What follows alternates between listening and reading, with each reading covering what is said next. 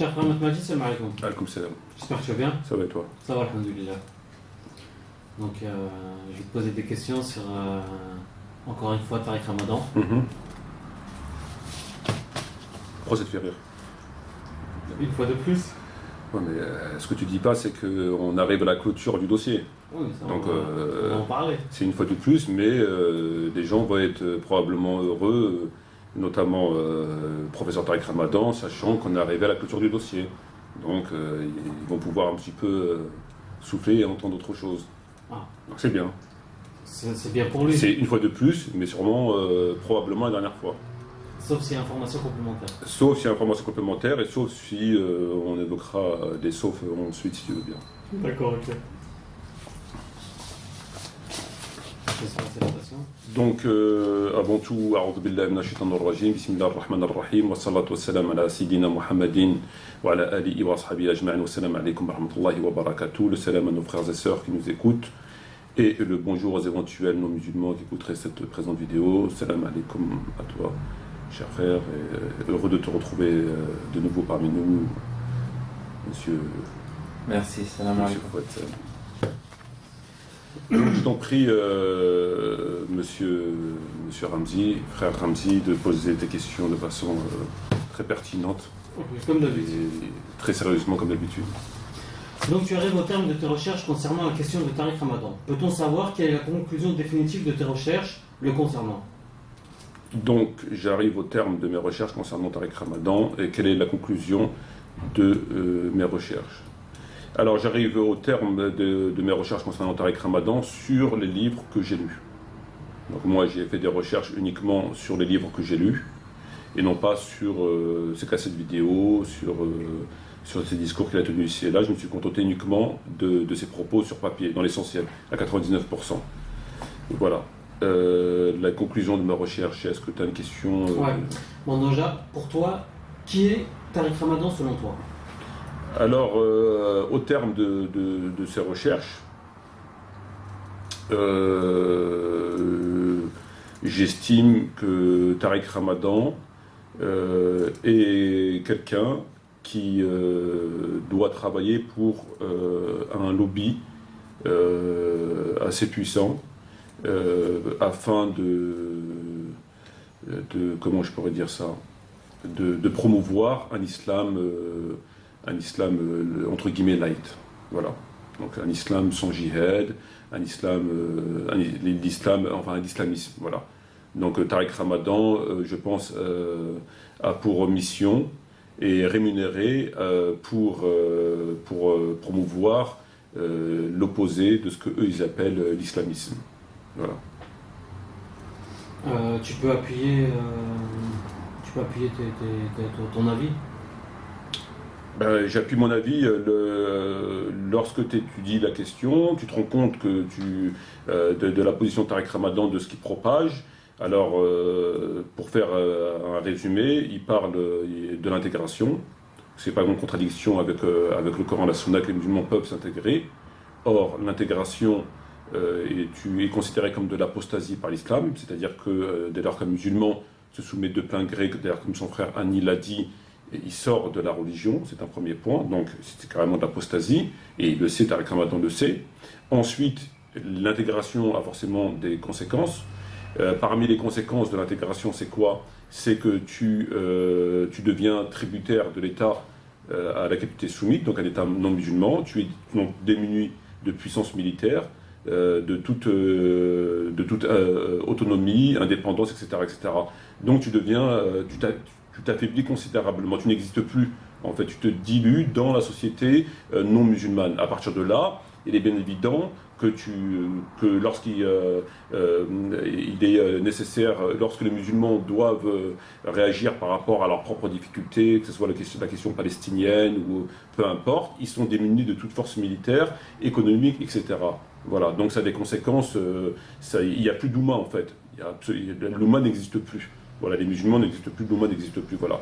Donc les conséquences, l'intégration elle-même, c'est de l'apostasie, conformément au Coran et conformément à d'innombrables hadiths, mais aussi ça a des conséquences extrêmement graves, dont entre autres ceux qu'on voit aujourd'hui, c'est-à-dire qu'il n'y a plus de Oumma, ils sont devenus aussi faibles qu'une brebis. Voilà. Donc Tariq Ramadan propage ça, il propage la laïcité. Alors la laïcité, c'est quoi? La laïcité, c'est la séparation du gouvernement, de l'autorité et de la religion. Et Tariq Ramadan propage la laïcité. D'accord? Ça veut dire quoi? Ça veut dire qu'il considère qu'on peut être musulman, que l'islam n'est pas contre la laïcité. Donc ça en vient à quel genre de pratique religieuse? Ça en vient à que toutes les lois qui sont renfermées dans le Coran et dans la Sunna sont mises de côté. Donc ils ne sont pas au gouvernement, ils ne sont pas appliqués par le gouvernement. Par contre, l'islam se borne aux mosquées, à la prière, à tout ce qui est apolitique, etc. Voilà. Et ça, c'est ni plus ni moins que d'hérésie manifeste. Et il est bien évident que c'est de l'hérésie manifeste. Et Tariq Ramadan propage la laïcité. Or, nous savons que les lois pénales, commerciales, civiles, etc. sont dans l'islam pour être appliquées, existent pour être appliquées. Le prophète les a appliquées. D'accord? Tariq Ramadan, il considère qu'il faut mettre de côté, enfin faire ce qu'ils ont fait avec la chrétienté. Voilà. Tariq Ramadan autorise de façon tout à fait claire une musulmane à épouser un non-musulman. Donc il l'autorise. Donc il ne parle pas de loi mais de normes, ce qui est tout à fait différent. Il dit qu'effectivement la norme c'est telle chose, mais qu'on ne doit pas juger, qu'on ne doit pas condamner, et donc en définitive il faut la laisser faire. Alors que, donc conclusion de quoi? C'est que c'est une contradiction totale avec le Coran, et c'est une perversité, puisqu'une musulmane qui épouserait un non-musulman, on peut imaginer un petit peu dans quel contexte elle vivrait. Donc il rentre en contradiction radicale et de façon tout à fait délibérée avec le Coran et la Sunna. Dieu et le prophète ont dit A, lui te dit B, d'accord, sans parler des conséquences que cela peut engendrer d'une femme, d'une jeune fille qui penserait qu'effectivement c'est pas aussi grave que ça, qu'il faut être tolérant, et qu'à partir de là, elle ferait sa vie avec quelqu'un qui n'est pas musulman, donc qui probablement boirait de l'alcool, enfin bref, voilà. Donc c'est extrêmement dramatique. Tariq l'autorise. On a évoqué à plusieurs reprises la question de l'homosexualité. Tariq Ramadan le dit que bon, bien sûr, c'est contraire à la religion, mais qu'il faut combattre les discours et les mesures homophobes, etc.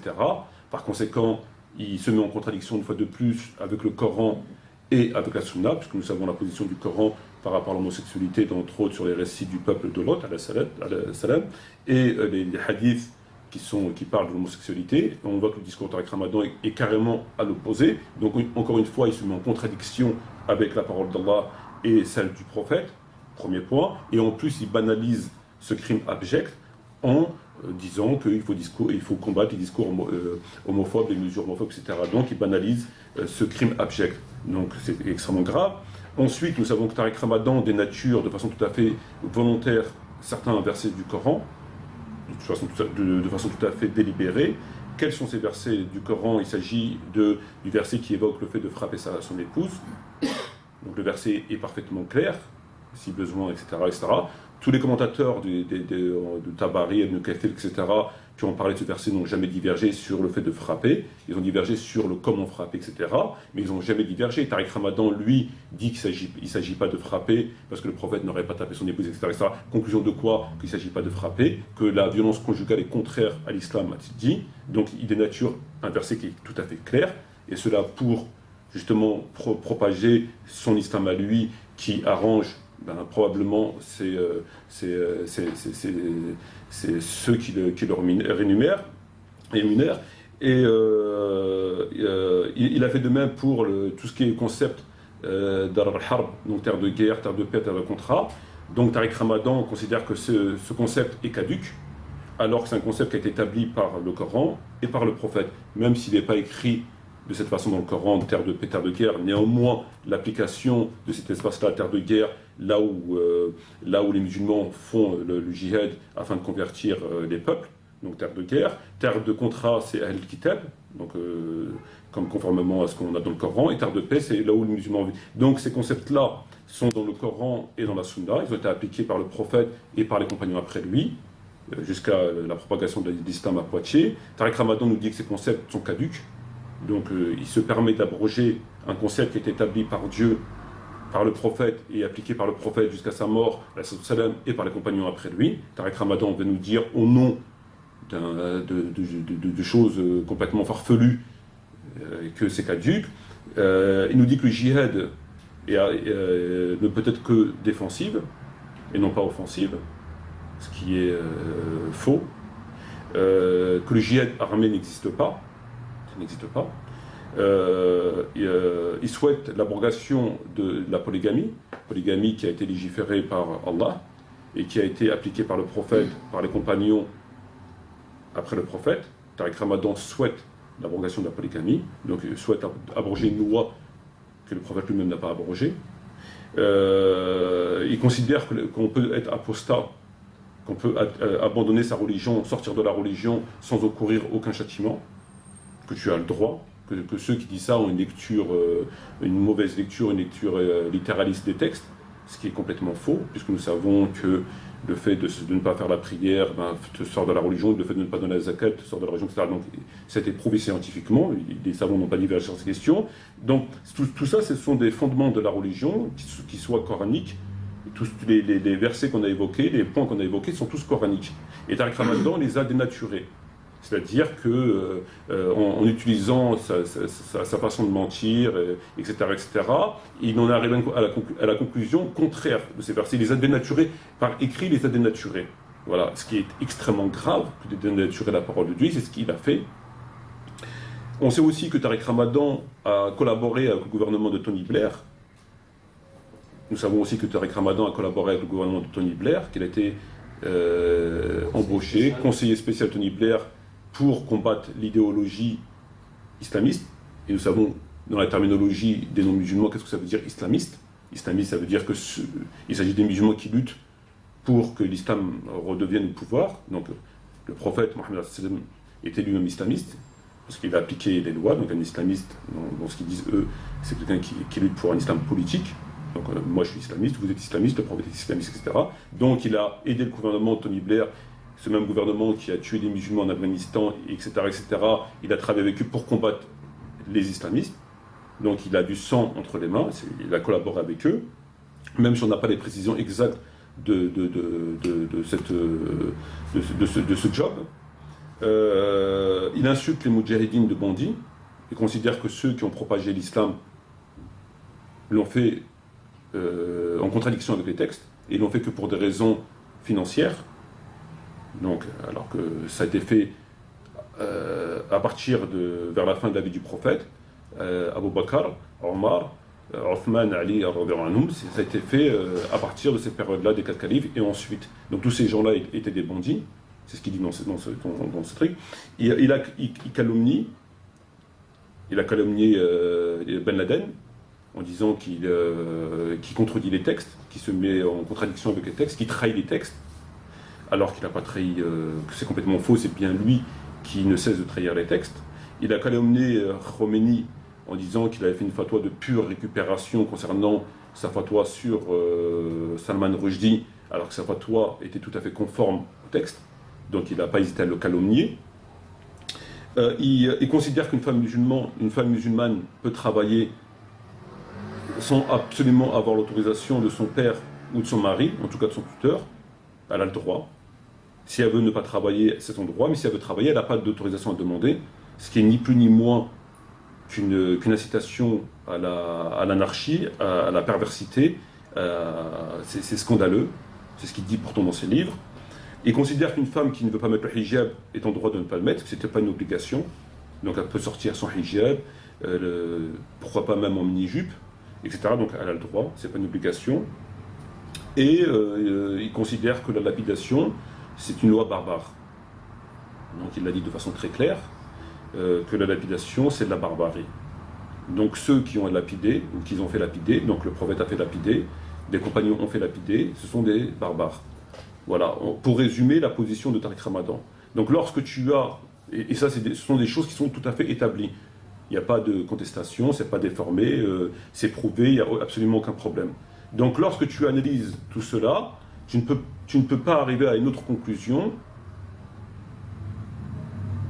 Déjà, tous les points qu'on a évoqués, tous ces points arrangent bien l'élite non musulmane, ça les arrange bien, c'est contraire à l'islam, premier point.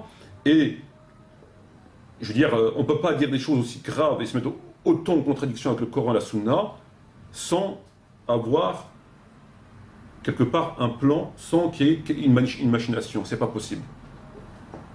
On peut avoir une foi mauvaise, être un petit peu égaré, être un petit peu dans l'erreur, mais à ce point-là, c'est pas possible. D'ailleurs, ça n'a jamais, à ma connaissance, ça n'a jamais existé dans l'histoire de l'islam.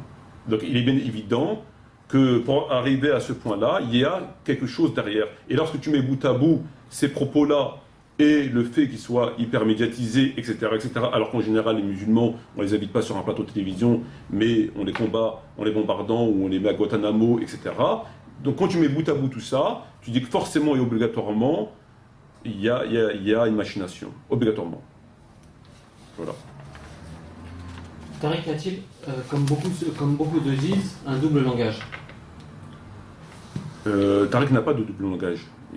S'il s'agit de quelque part il dit une chose et à côté de ça il dit autre chose, c'est faux.